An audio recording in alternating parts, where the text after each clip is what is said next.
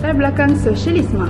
Fahaman sosialisme ini adalah fahaman yang bertujuan untuk membentuk negara yang menggalakkan usaha secara kolektif dan membataskan hak milik secara individu. Dalam usaha untuk menangani isu eksploitasi buruh dalam sektor ekonomi yang makin mewujudkan jurang antara kemiskinan dan kekayaan kapitalis. Hak milik peribadi atas modal perlu dihilangkan, lalu dimiliki dan diolah secara bersama-sama untuk mewujudkan pembahagian yang adil.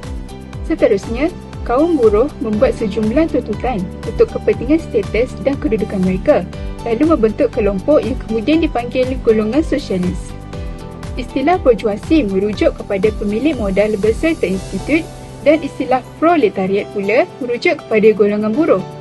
Istilah-istilah ini sering digunakan dalam fahaman sosialisme yang menganggap kemajuan ekonomi kapitalis terjadi disebabkan oleh kaum burjuasi yang mengeksploitasi kaum proletariat secara besar-besaran.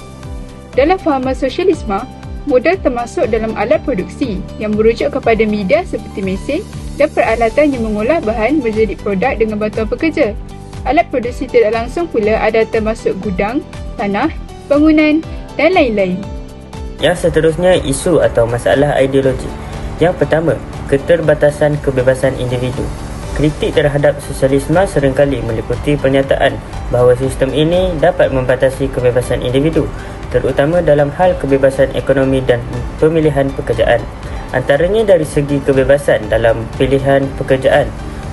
Sosialisme dapat memberikan perhatian dalam pembebasan individu dan tekanan ekonomi yang mendasarinya. Dalam sistem yang adil, individu diharapkan memiliki lebih banyak kebebasan dalam memilih pekerjaan tanpa terbatas oleh masalah kewangan. Yang kedua, perubahan sosial dan budaya. Perubahan sosial dan budaya merupakan fenomena yang kompleks yang terus berkembang seiring dengan waktu. Dalam masa kini, terdapat berbagai isu dan tentangan yang berkaitan dengan dinamik perubahan ini, meliputi aspek seperti nilai, teknologi serta kesan terhadap masyarakat maupun individu. Antaranya dari segi perubahan teknologi dan gaya hidup, advokasi teknologi maklumat dan komunikasi telah mengubah cara masyarakat berinteraksi dan mengakses maklumat. Peningkatan penggunaan media sosial dan platform dalam talian boleh mempengaruhi perubahan gaya hidup termasuk corak penggunaan, perhubungan sosial dan identiti individu. Yang ketiga pula, ketidaksamaan dan keadilan sosial. Isu ketidaksamaan dan keadilan sosial merupakan kebimbangan utama dalam masyarakat masa kini. Ia mencerminkan ketidaksamaan dalam pengagihan sumber, hak dan peluang. Memahami dan menangani isu ini memerlukan perhatian serius terhadap beberapa cabaran yang menjejaskan kehidupan seharian manusia. Antaranya dari segi jurang ekonomi. Jurang antara golongan orang kaya dan orang miskin semakin ketara.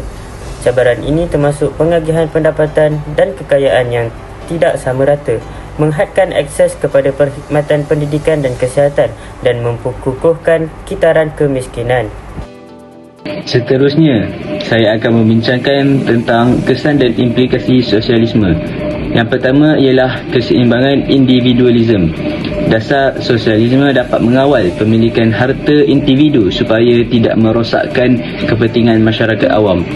Sejarah manusia telah membuktikan implikasi pengumpulan kekayaan secara persendirian telah memberikan kesan yang buruk kepada sosioekonomi negara. Misalnya pada tahun 1913, penindasan ekonomi daripada pihak kolonial British telah menyebabkan kebangkitan para sosialisme di Mesir untuk menyedarkan masyarakat daripada arus kolonialisme pada waktu itu. Seterusnya, yang kedua ialah kepelbagaian budaya. Budaya yang diwarisi dan perubahan yang dialami dalam keluarga, etnik, masyarakat dan lokaliti mempengaruhi perkembangan, kepercayaan, pegangan serta kepribadian seseorang. Akhir sekali, yang ketiga ialah menghapuskan penindasan bangsa dan mewujudkan masyarakat yang adil. Falsafah politik yang terdapat dalam intisari sosialisme ini berusaha untuk mewujudkan struktur masyarakat yang adil dan tidak berlaku penindasan dalam sosioekonomi. Tidak heranlah jika falsafah sosialisme ini muncul pada akhir abad ke-18 dan awal abad ke-19 dalam bentuk doktrin ekonomi politik dan kemudiannya menjadi internasional di seluruh dunia. Terdapat 3 cadangan yang boleh dilakukan, iaitu dengan membangunkan dan melaksanakan undang-undang dan institusi yang adil, inklusif dan demokratik yang melindungi dan memenuhi hak dan kepentingan semua rakyat tanpa mengira status sosial mengikut akta yang diperuntukkan dalam Perlembagaan Persekutuan Malaysia. Seterusnya, yang kedua ialah meningkatkan kesedaran dan pengetahuan tentang perubatan sosial dan budaya agar dapat melahirkan lingkungan yang harmoni. Dan yang terakhir sekali, mewujudkan dan menguatkan sistem ekonomi dan sosial yang inovatif dan progresif yang memberikan peluang yang saksama kepada semua lapisan masyarakat serta dapat mengurangkan jurang ekonomi.